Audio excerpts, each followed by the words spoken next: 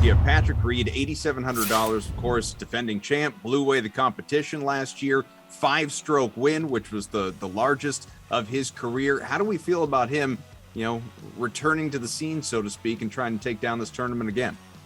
Yeah, I'm just not sure if Reid is quite in terms of form, really as sharp as he was at this time last year. I mean, he dealt with the pneumonia thing back last fall. He looked okay, in a couple starts, but last fall, but the Hero Challenge and stuff, but that's not a real event. He hasn't really looked that sharp the last two events. Reid has to be so sharp around these greens and with the putter because he doesn't have the distance or the ball striking of the other top players.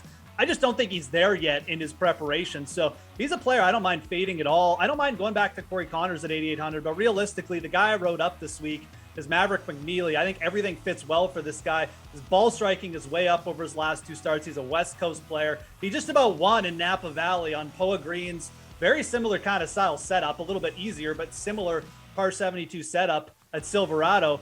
And he grew up around here. So Maverick McNeely playing very well, high-end putter too. That's where I want to go in the 8K range here. There's a few other players you could look to, but McNeely at 8,200, I think he's a really good value there. Len, chase or fade Patrick Reid being your favorite play in the $8,000 range? Yeah, is spot on. Reid is just not where he was a year ago at this time. I think he had only one top 10 in the entire second half of 2021, if we want to exclude the Hero, and I do.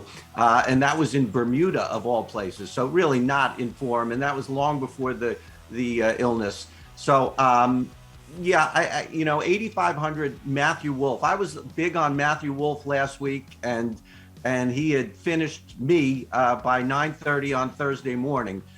So it's a little hard to jump back on board when that happens, but I really think he's a good fit this week.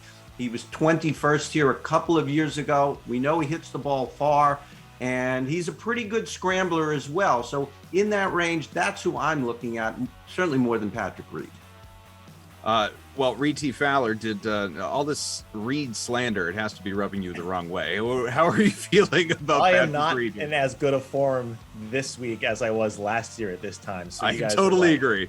Right, exactly. Too much crazy football. But no, look, both of these guys mentioned the two other players that I wanted to talk about in Mav McNeely and Matt Wolff. But the other guy is Max Homa, the guy that I wrote up in my article. And I think when you take a look at from a California tilt or slight perspective, he's one of the best, right? He loves this area, this part of the country. He grew up in Los Angeles. But sans that, you take a look at two of his three wins at Quail Hollow and then at Genesis. Both have that similar style setup of this course, right? The traditional tee to green setup. It's gonna be Max Homa, if not those two other guys that the guys mentioned.